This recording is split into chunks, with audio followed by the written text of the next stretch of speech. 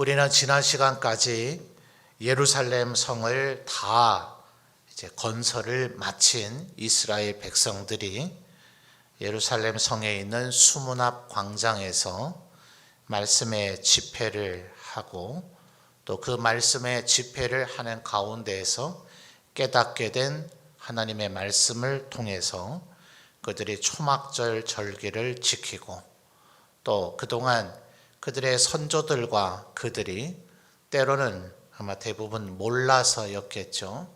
몰라서 하나님의 말씀을 순종하지 않고 지키지 않았던 것들이 무엇인가 하는 것들을 깨닫게 되어져서 다시금 하나님 앞에 7월 24일이었죠.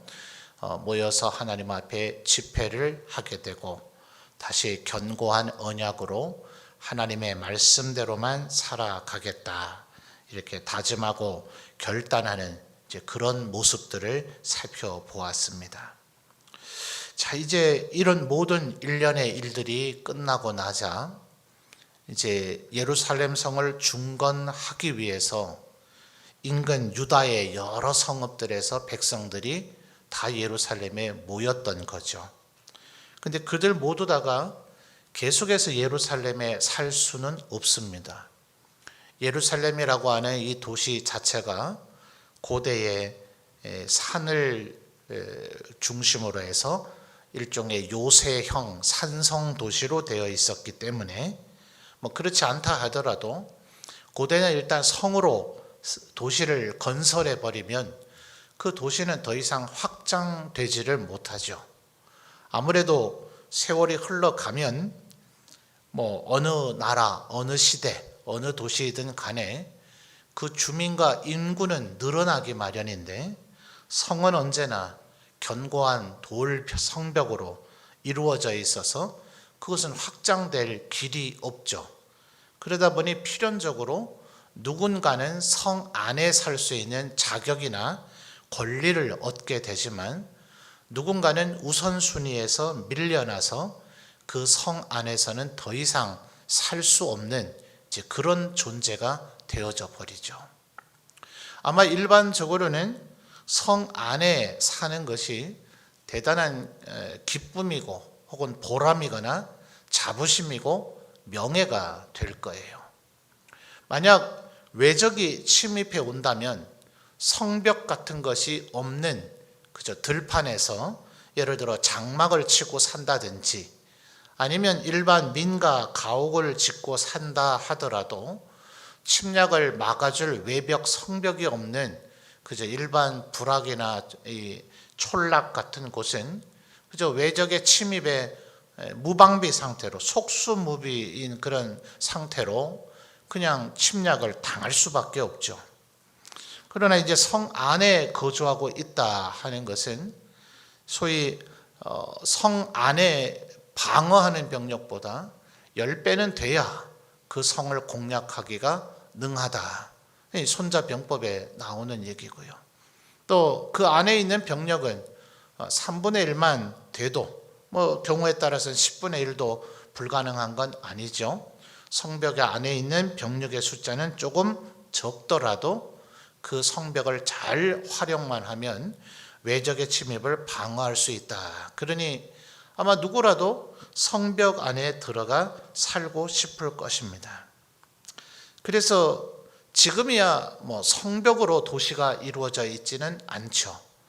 그런데 고대에는 도시라 하면 결국 성벽을 중심으로 이루어져 있는 것을 고대에는 도시라 불렀기 때문에 유럽의 버그나 혹은 부르그 이렇게 단어가 끝나는 프랑스나 독일의 그런 주로 도시들은 그게 바로 성이라고 하는 뜻입니다.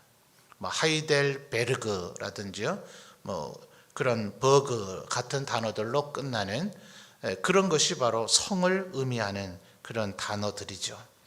그래서 지난 20세기에 전 세계를 피로 물들였던 그 공산주의라고 하는 이들이 있었죠. 그래서 그들 노동자 혹은 재산이 없는 무산자 계급을 프롤레타리아라 이렇게 부르고 이제 자본가들 혹은 뭐 지식인들 혹은 지도자들 이들을 부르조아라 이렇게 불렀죠. 그래서 부르조아를 타도해야 된다 이런 얘기를 했는데 그 부르 할 때 이게 바로 방금 말씀드린 버그 혹은 부르라고 해서 바로 성 안에 살고 있는 사람들을 얘기하는 겁니다. 그 성 안에 사는 사람들은 왕이나 귀족 혹은 재벌들이나 학자들 뭐 그 시대의 지도자들. 그래서 11장 1절에 뭐라고 시작합니까? 백성의 지도자들. 바로 이 지도자들만이 성 안에 살게 되어 있는 것입니다. 성벽 안이 한계가 있기 때문에 뭐 오늘날과 같이 아주 거대하게 성을 쌓아놨다면 별로 이런 제한이 필요 없겠죠.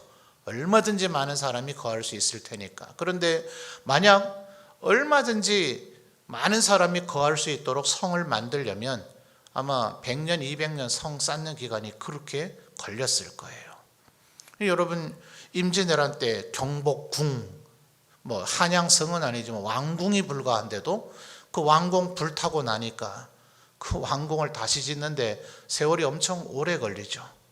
뭐 경복궁 외에 경희궁, 덕수궁 이런 궁궐들이 있었으니까 제일 규모가 큰 정궁이 불탔는데도 불구하고 그걸 다시 쌓을 엄두를 내지 못하다가 흥선대원군 때 와서야 비로소 다시 왕권을 강화하겠다고 오히려 왕궁을 짓는 200년 이상 걸리죠. 겨우 왕궁인데도요. 한양성 외벽이 아니라 왕궁, 그 안에 있는 왕궁을 짓는데도 불구하고 그렇게 세월이 걸려요. 그러니 수많은 사람들이 거주할 수 있는 성 외벽을 쌓는 일을 만약 그렇게 한다면 뭐 수백 년이 뭐예요. 더 오랜 세월이 걸릴 수도 있겠죠. 만리장성도 하루아침에 쌓여진 건 아니죠. 뭐 대부분의 구간은 진시황 때 만들어졌다라고 얘기하지만 오늘날 우리가 소위 만리장성이라 부르는 그 장성은 그 뒤에 계속해서 연결해가고 이어가면서 오늘날의 규모를 갖게 되었다 하죠. 그러니까 이 성들은 그렇게 크게 만들 수가 없어요.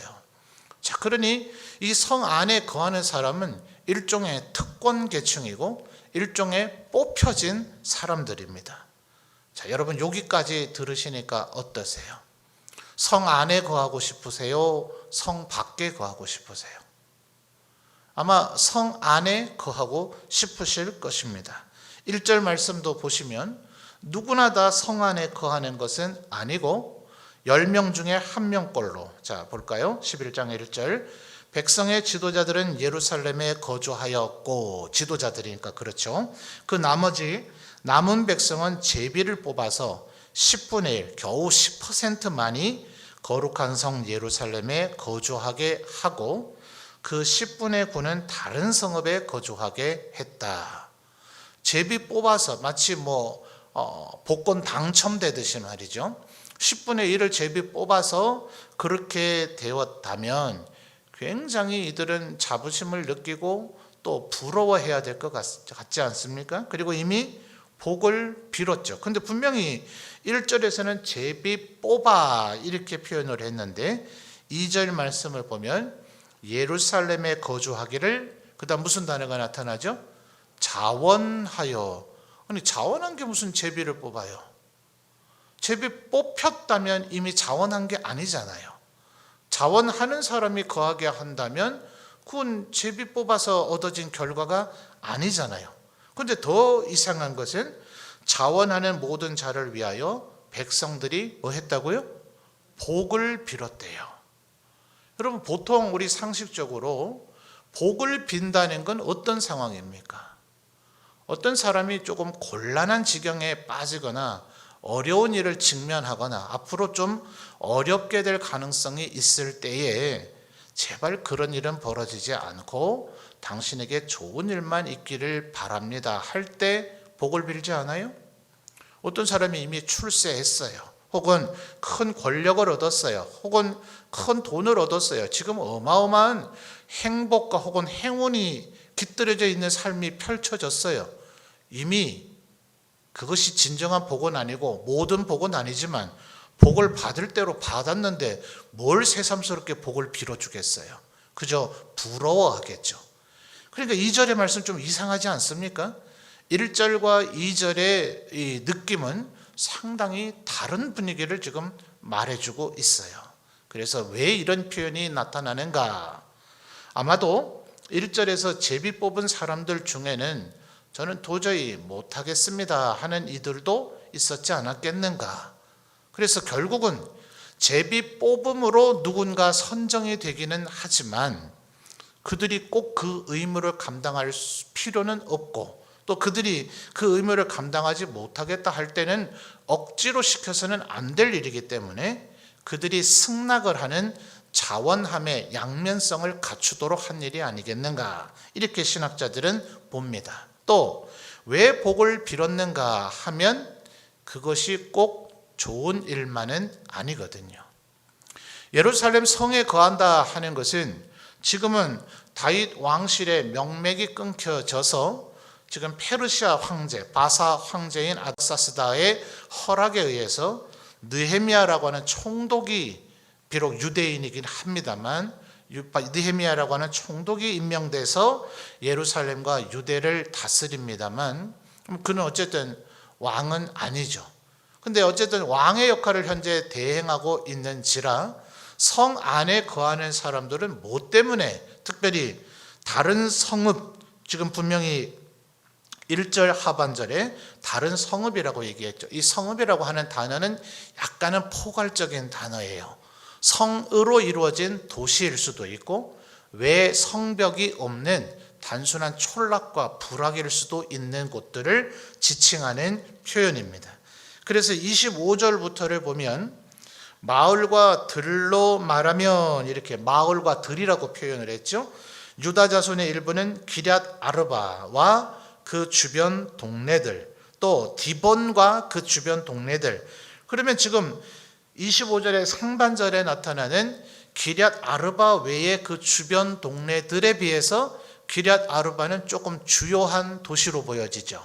그런데 기럇 아르바, 디본, 여갑스엘, 또 혹은 26절에 나타나는 예수와 몰라다, 벳벨렛, 27절에 하살수알, 부엘세바, 이런 것들이 모두 다 성벽, 외 성벽이 있는 도시들은 아니었다 말이에요.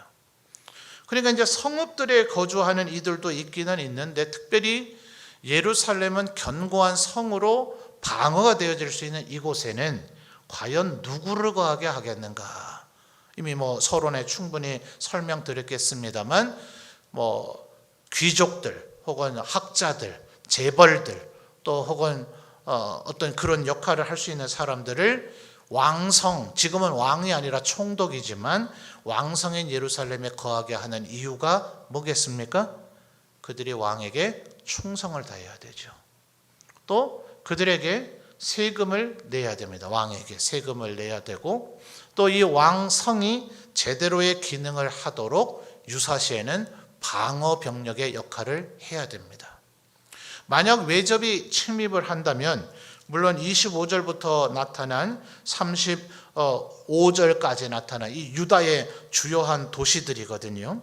이 모든 주요한 도시들이 일종의 방어 거점이 돼서 이 예루살렘까지 침공을 당하지 않도록 방어를 해야 되죠. 그런데 가장 최정의 병력을 어디에다가 배치를 하겠습니까? 예루살렘이죠. 사실은 이 주변의 위성 도시들이라 할 이 도시들은 그렇게 강력한 병력이나 강력한 방어력을 갖지를 못합니다. 그리고 어느 왕들은, 예컨대 아수르가 그랬었죠. 히스기야 왕 때에 아직 남유다를 멸망시키지는 못했지만 북이스라엘을 멸망시키고 심지어 예루살렘까지 포위를 한 적이 있었는데, 그는 일부러 자신의 그 강력한 힘을 과시하기 위해서 지금 25절 이하에 거론된 유다의 주요한 도시들을 먼저 정복을 했었습니다. 좀 보면 강력한 군사력을 가져서 아주 대단한 업적을 나타내는 이들이긴 하지만 효율성이라고 하는 면에서는 어리석은 짓이죠. 어지간한 정복군주들은 이렇게 하질 않습니다. 이들이 자기들의 진격 루트에 위협을 가하지만 않는다면 이런 도시들은 건너뛰고 예루살렘부터 공격하죠. 예루살렘을 공격해서 왕을 죽이거나 왕을 포로로 잡으면, 그래서 왕이 항복하면 어지간한 나라들은 이 주위에 있는 모든 도시는 자동 항복하고 성문을 열기 마련이죠. 일본인들의 사고가 그랬어요. 그래서 한양성만 점령하면 된다고 생각했는데 두 가지 변수가 생겼죠. 선조는 도망가 버렸고, 예루살렘이 해당되는 한양성을 정복했는데 각지에서 의병들이 일어나서 끝까지 항복을 안 하는 조선인들을 경험해야만 했죠. 그러니까 한민족은 아주 특별해요. 왕이 항복해도 우리는 굴복하지 않습니다. 그런 민족의식을 갖고 있는 이들인데 대부분의 나라는 그렇지 않습니다. 왕이 항복하면 그걸로 전쟁은 종결입니다. 그러니 예루살렘을 가장 치는 것이 우선적이 될 수밖에 없죠. 그러니 예루살렘에 산다는 것은 명예이고 특권이지만 그 방어벽이 튼튼한 만큼 위험에 노출된 겁니다. 자, 그러니 2절에 나머지 90%, 10분의 9의 예루살렘이 아닌 유다의 지방 성읍들에 거하게 된 사람들이 예루살렘에 거하게 된 사람들에게 복을 빌어준 이유를 이제 이해하시겠습니까? 이거는 일견으로는 부러움의 대상이기도 하지만 일견으로는 어마어마한 의무를 짊어져야 되는, 그렇기 때문에 1절에 제비를 뽑았으나 2절에 뭐가 필요하다고요? 자원함이 필요하다.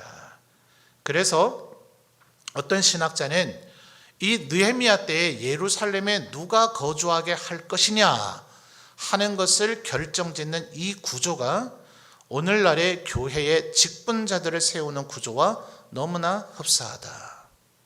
우리 성도님들이 3분의 2 이상의 지지를 해서 장로님들과 안수 집사님과 권사님을 선출합니다. 그러나 당회장인 제가 그분들을 교육을 시켜야 될 의무가 있고, 또 장로님들은 심지어 노에서 실시하는 고시를 쳐서 합격해야 될 의무가 있습니다. 그런 과정을 거치면서 아무리 성도들의 3분의 2가 지지를 해서 선출을 해줬다 하더라도 본인이 그 성직을 감당하겠느냐, 구체적으로 제가 서약서를 받거나 이렇게까지 문서화하지는 않습니다. 그런데 본인이 적극적 거절 의사를 표시하지 않으므로 그가 그것을 수락했다는 의사 표시로 간주합니다. 바로 2절에 자원하는 것과 1절에 제비 뽑는 이 균형을 얘기하고 있는 겁니다. 왜냐하면 하나님의 교회를 섬기는 소위 장로님, 안수집사님, 권사님과 같은 이런 것을 통칭해서 성직이라 그러죠. 거룩한 직분이다.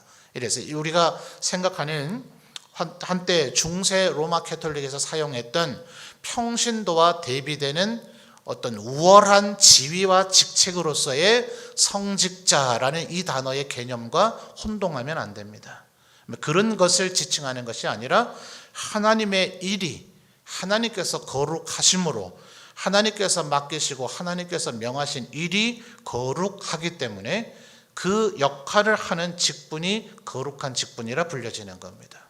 누군가 위에 군림하거나 누군가 위에 우월한 존재라는 것을 얘기하는 게 아니라 하나님 앞에 더 충성이 요구되는 자라는 것을 이야기하는 겁니다. 그러니 복을 받을 지름길이기는 하고 명예로운 길이기는 하지만 동시에 일반 평신도들이나 다른 이들이, 불신자들은 꿈도 꾸고 생각하지도 않는 다양한 의무를 짊어져야 되는 멍에를 매는 길이기도 합니다.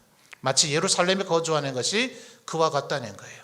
대단한 광령이고 대단한 명예일 수도 있겠고 대단한 축복일 수도 있겠지만 예루살렘에 거주하지 않는 이들에 대비해서 그들은 의무와 책임을 짊어져야 되는 이들이다. 말하자면 실제로 유대 역사에 그런 일들이 많이 있었습니다.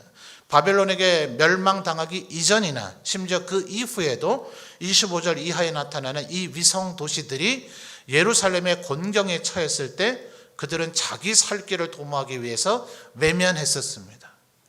돕고자 하는 마음은 있었으나 능력과 역량이 못돼서 예루살렘을 돕지 못할 때도 있었습니다. 예루살렘에 있는 이들은 언제나 최후의 보루로서 이 하나님의 나라 유다 왕국을 지켜내기 위한 끊임없이 자기들의 역량과 능력을 함량해야만 했습니다. 나는 성벽을 지키는 전투 못한다, 나는 그거 할 능력이 못 된다, 그러면 예루살렘에 거하지 말아야 되는 거죠. 예루살렘에 거하겠는가? 제비를 뽑혔다. 너는 자원하겠는가? 네, 여기에 살겠습니다 라는 승낙을 할 때는 자기가 그 역량이 안 된다면 이제부터 매일같이 체력 단련을 하든지 아니면 검술과 궁술을 창술을 익히든지, 그래서 나타나는 대부분의 단어는 심지어 제사장과 레위인인데도 불구하고, 자 10절을 보십시오. 제사장을 얘기하고 있죠. 그리고 11절에 하나님의 전을 맡은 자들을 얘기하고 있고요. 12절에 전에서 일하는 자들이라고 얘기하고 있고, 13절은 이 제사장과 레위인들의 족장된 자를 얘기하고 있는데, 14절에서 또 그들은 형제의 큰 뭐라고 얘기합니까? 자, 같이 따라오고 계셨어요? 용사들이라고 얘기하고 있어요. 신기하죠? 물론 6절에서 3절에서부터 6절까지는 일반 유다 지파를 얘기합니다. 베냐민 레위 지파가 아닙니다. 레위 지파인 제사장, 레위인, 하나님의 성전을 맡은 자, 성전 외곽을 맡은 자, 이런 자들이 아니라 3절에서부터 6절까지는 유다 지파를 얘기하고 있으니 6절 하반절에 유다의 나중에 얻었던 아들이죠. 3명의 아들이 아닌 며느리인 다말에게서 얻은 베레스와 세라 중에서 그 첫 번째 아들인 베레스의 자손인 468명인데 그들은 용사였다. 이 말은 너무나 당연한 얘기잖아요. 유다 지파 중에서도 용사들을 추려 뽑아서 그들이 너희들이 예루살렘의 방어 병력이 되겠는가? 그들의 자원함에 승낙을 받아서 예루살렘에 거주하게 했으니 방어 병력으로서의 전사들인 게 당연한데, 10절부터는 제사장과 레위인들인데 14절에 레위인들인데도 불구하고 그들은 형제의 큰 용사리라고 하는 것이, 제사장과 레위인은 하나님의 성전을 그 직무를 담당하고 하나님 앞에 제사하는 직무를 담당하는 것인데, 그들이 왜 용사여야 되는가? 왜 저기 침입하면 어떡할 거예요? 마지막 순간에는 이들도 싸워야 되죠. 그러니까 여러분, 실제 이런 일은 가능한 안 벌어지기를 바라죠. 그렇지만 레위인도 그것은 해야 됩니다. 여러분, 왕궁에 그랬었죠. 내시들이라고 불려지는 분들. 자, 이분들이 해야 되는 일이 뭡니까? 왕을 보좌하고 왕족들과 왕실의 사람들이 그 지나는데 불편함이 없도록 그들을 수종드는 일이잖아요. 그러니까 심지어 남자인 그 내시들을 거세까지 하잖아요.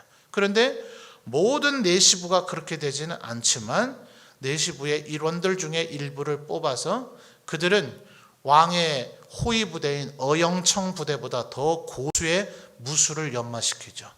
그런 순간이 오면 안 되지만 친위 부대인 어영청 부대까지 괴멸되는 순간이 올 때, 궁궐이 함락되는 그 순간이 올 때 마지막 왕을 누가 지킬 것인가, 마지막 그 순간을 대비해서 내시들에게까지 훈련을 시켰다. 이건 모든 왕실들이 채택하는 제도입니다. 그래서 지금 14절은 바로 그 얘기를 하고 있는 겁니다. 제사장이고 레위인이지만 그들은 또한 용사여야만 했다.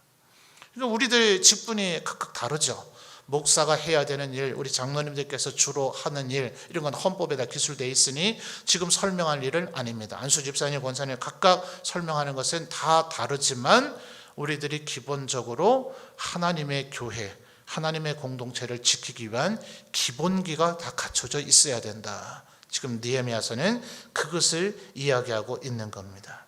심지어 22절을 보십시오. 노래하는 자들이에요. 자, 이들은 어땠을까요? 이들도 또한 하나님 앞에서 그와 같은 역할을 감당해야 되는데, 자 23절을 보시면 묘한 표현이 나오죠. 이는 왕의 명령대로 노래하는 자들에게 날마다 할 일을 정해 주었기 때문이며. 이 왕은 누굽니까? 지금 유다 예루살렘은 멸망해서 이스라엘에는 왕이 없잖아요. 바사의 왕은 황제라고 불리지 왕이라고 불려지진 않았죠.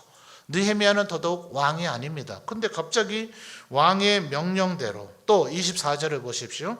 유다의 아들 세라의 자손 곧 무세사벨의 아들 부다히야는 왕의 수하에서 백성의 일을 다스렸다. 또 여기서 말하는 또 왕은 누굽니까? 약간 이제 비판적인, 우리 교단이 볼 때는 기독교가 아닌 것 같아 보이는 이들은 좀 엉뚱한 소리를 합니다. 그러나 이것은 다윗 솔로몬 시대의 유다의 이 법률의 복원이라고 우리가 봐야 됩니다. 전통을 지금 회복시키고 있는 거예요. 그 다음 바벨론 포로 이후에 무려 지금 느헤미야 시대는 느헤미야의 출생이 아닌 느헤미야가 아닥사스다 왕의 궁전에 있었다. 끝내는 넉 달 뒤에는 술관원이 되었다. 우리 1장에서 그 부분을 살펴봤잖아요. 아닥사스다 왕 20년이라 했는데 그것은 바벨론에서 멸망을 당한 지 약 150년이 지난 후를 연대입니다. 그러니까 지금 이 150년, 마지막 시드기야 왕, 유다의 마지막 왕인 시드기야 왕 때까지는 다윗 솔로몬 시대에 제정되었던, 특별히 다윗이 이 일을 가장 주도하셨었죠. 22절에 노래하는 자들 말입니다. 제사장들의 반차를 24반차로 나누고 그 반차마다 노래하는 자들을 조직해서 하나님 앞에 찬양대가 왕성하게 계속해서 찬양을 드리도록 했었는데 그 이후에 성전이 방치되는 일들까지 있었어요. 자, 성전이 방치될 정도라면 그 안에 제사장과 또 대제사장 혹은 레위인들, 심지어는 노래하는 자들, 이들이 제대로 된 어떤 그 양식을 공급받으면서 공개받으면서 이 하나님의 성역을 감당할 수 있었겠습니까? 그렇지 못하죠. 가장 덜 중요하게 여겨지는 일부터 붕괴되기 마련입니다. 찬양이 절대로 소홀히 여겨서는 안 되지만 제사가 더 본질적으로 보여지잖아요. 하나님께서 아론을 제사장으로 임명할 때에 레위기 민수기에는 제사에 대한 규정들은 아주 상세하게 나타나지만 거기에서 찬양대를 조직하라는 규정이 레위기 민수기에 나타나지는 않습니다. 이것은 하나님을 향한 다윗의 충성과 헌신이라고 보여져서 다윗이 칭찬받는 이유도 되지만 찬양이 몹시 중요하며 그것이 제사에 비해서 절대로 소홀하다 여길 수는 없지만 율법의 형성 과정과 이스라엘의 역사를 볼 때는 그렇단 말입니다. 그래서 노래하는 것들이 먼저 사라집니다. 그들을 공개하지 않고 그들에게 노래에만 하나님을 찬양하는 일에만 전념하도록 해주질 않으니 사랑하는 사람, 노래하는 사람들이 있게 되지를 못하죠. 그리고 결국 레위인들과 제사장들의 먹을 것이 이 이스라엘 백성들이 하나님의 전에 와서 제사를 드려야 화목제를 드리고 제물을 바치고 해야 소제로 드려지는 것들의 일부 곡물류가 남게 되고 또 화목제로 드려진 것에 고기가 일정 부분 남게 돼서 그것이 제사장들의 먹을거리가 되는데 하나님 전에 와서 예배하는 이도 없고 제사를 드리는 이들이 없다 보니 제사장들이 결국 자기의 직무를 이탈하고 48개 성읍에서 이탈해서 각자 살 길을 찾아 나서는 사태가 벌어졌죠. 이 느헤미야 시대 때도 그래했고 또 심지어 신약 시대 때도 그랬습니다. 그렇기 때문에 바울과 함께 사역을 했던 바나바가 어디서 태어납니까? 지중해 중앙에 있는 구브로 섬에서 태어난 레위인인데 심지어 땅덩어리까지 소유하고 있어요. 왜요? 레위인으로서 살지를 못하니 살 길을 모색한 선조들의 선택 때문에 그런 일이 벌어진 겁니다. 자, 그러니 가장 외곽부터 허물어진 게 노래하는 이들, 레위인들, 제사장들, 대제사장 이렇게 이제 허물어져 가는 겁니다. 그러니 지금 22절에 노래하는 자들을 언급하는 이유가 뭐겠습니까? 느헤미야 때의 복원이 대제사장이나 제사장 선에서 멈춘 것이 아니라 레위인의 차원을 넘어서 노래하는 자들의 일까지. 그래서 지금 22절 하반절에 23절에 왕의 명령대로 노래하는 자들에게 날마다 할 일을 정해 주었다. 다윗 왕 시대에 그 일이 회복되었다. 전통이 복구되었다. 지금 그것을 이 느헤미야서는 표현하고 있는 겁니다. 그리고 참 이 부분에 대해서 교회들마다 우리 교회도 굉장히 전국에 인정받는 모범적인 교회입니다만은 이 지상에 있는 교회가 하나님께서 교회에게 바라고 원하시는 그 모든 기능, 그리스도께서 우리 교회의 머리이시고 교회는 그의 몸이라 그랬죠.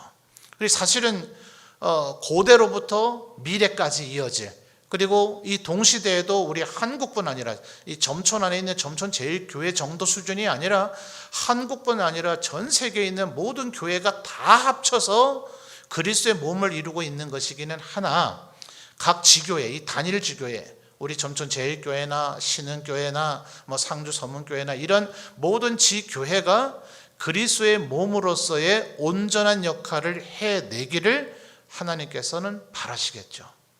근데 교회의 역사를 냉정하게 평가를 해보면 과연 2000년 넘는 이 교회 역사 가운데 각 지교회가, 한 개의 이 단일 교회가, 지역에 있는 교회가 그리스도의 몸으로서의 모든 기능을 다 해냈겠는가? 자, 지금 유다 베냐민 지파로 이루어진 방어 병력이 있어야 됩니다. 왕이 있어야 되고 그 왕을 보좌하는 귀족들과 지도자들이 있어야 됩니다. 대제사장과 제사장이 있어야 되고 레위인도 있어야 되고 거기에 노래하는 자들도 있어야 됩니다. 또 중간에 보시면 19절에 성전 문 지키는 성문지기들도 있어야 됩니다. 21절에 느디님 사람들, 여러 차례 제가 설명한 성전의 종들이죠. 장작 패며 물 깃는 자들이 있어야 됩니다. 각양의 이 성, 예루살렘 성에 있어야 되는 모든 일들이 있어야 되는데 이것이 지금 거의 다윗 시대만큼 복원되었다는 것을 이야기하고 있는 겁니다. 그러니 언제나 꿈꾸셔야 돼요. 우리 점촌 제1교회가 문경에서 제일 가는 교회이다 하더라도, 우리 경선호에서 제일 가는 교회이라 하더라도 지금 하는 사역을 더 충실하게 하는 것도 물론이지만 또 우리 교회가 전국에 이름난 선교에 헌신되어 있는 교회라 하더라도 하나님께서 우리에게 더 바라시는 것들이 뭘까? 이것에 대한 꿈들이 더 있어야 되겠죠. 지역사회와 연대에서 봉사를 나눈다든지요. 결국은 지금 이제 외주 계약 개념으로 카페가 다시 생겼습니다만 이런 카페 하나 정도로 만족할 것은 아니겠죠. 지역민들에게 뭔가 베풀고 나눠주는 창구가 되어지고 그것이 동시에 전도의 창구가 되어지는 그런 것이 가능하겠는가.